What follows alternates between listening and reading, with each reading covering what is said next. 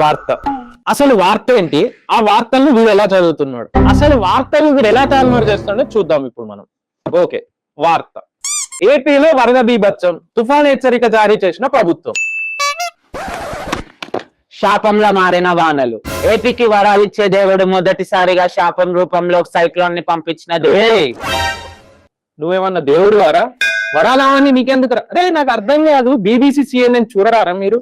అసలు మీకు మీరే ఎందుకు పుడతారో కూడా తెలియదండి మనుషులు కొంతమంది. నెక్స్ట్ న్యూస్ ఈసారి మంచిగా చెప్తా. ఓకే ఓకే వార్త. వరద ప్రభావిత ప్రాంతాల్లో నిత్యావసర వస్తువులు సరఫరా చేస్తున్న ప్రభుత్వం. వానల నుంచి వరదల నుంచి కాపాడేది ఎవరు? సీఎమా, డిప్యూటీ సీఎమా? ప్రతిపక్ష పార్టీలు ఏం మాట్లాడుతున్నాయో విందాము. వచ్చే వరదల నుంచి ఇంటికి బెంజ్ కార్ తో పాటు టైటానిక్ షిప్ కూడా ఇస్తున్నాం అంటున్న ప్రతిపక్ష ప్రభుత్వం. రే టైటానిక్ ఎందుకు వచ్చిందిరా? సీఎం డిప్యూటీ సీఎం వాళ్ళ పనులు వాళ్ళు చేస్తున్నారు కదా, నీకెందుకురా వాళ్ళ గురించి? వాళ్ళు చేస్తున్నారు కదా, గవర్నమెంట్ ఏం చేయాలన్నారు చేస్తున్నారు కదా, నీకెందుకురా? అదే నెక్స్ట్ మంచిగా చెప్తానండి. ఓకే వార్త. దారి మళ్ళిన తుఫాన్. ఇంకో 2 రోజుల పాటు భారీ వర్షాలు ఉండనున్నాయని వాతావరణ శాఖ హెచ్చరించింది. ఆ వర్షాల కారణంగా పలు విమానాలు రద్దయినట్లుగా తెలిపింది. బాహుబలి 3 చూడడానికి దారి మళ్ళిన సైక్లోన్లు. అరే నీ అబ్బా. ఫ్లైట్లు డిలే వల్ల ప్రభుత్వానికి సంబంధించిన ఉద్యోగదారులు ఇంకా స్కూల్ కి వెళ్లే పిల్లలు వెళ్ళలేబోతున్నారు. ఈ ఫ్లైట్లు రద్దుకు కారణం ఏంటి? సీఎమా, డిప్యూటీ సీఎమా? రే నేను చదివిన వార్త ఏంటి, నువ్వు చదువుతున్న వార్త ఏంటి?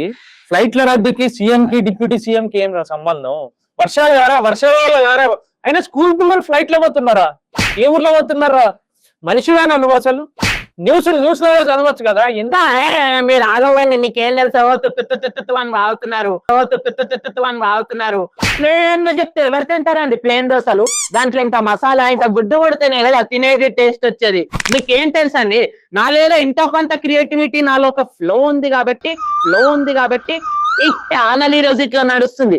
నేనే లేకపోతే ఛానల్ పరిస్థితి ఏదండి?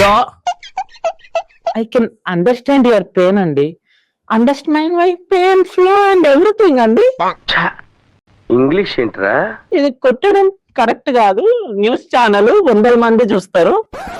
న్యూస్ లా చదవడం నేర్చుకో. లేని దాన్ని ఉన్నట్టు, ఉన్నది లేనట్టు కల్పించి చెప్పడం కాదు. అర్థమైందా? ఇప్పుడు అందిన తాజా వార్త. వరల్డ్ ఫేమస్ రిపోర్టర్ ని చెంప పగల కొట్టిన దుర్మార్గుడు.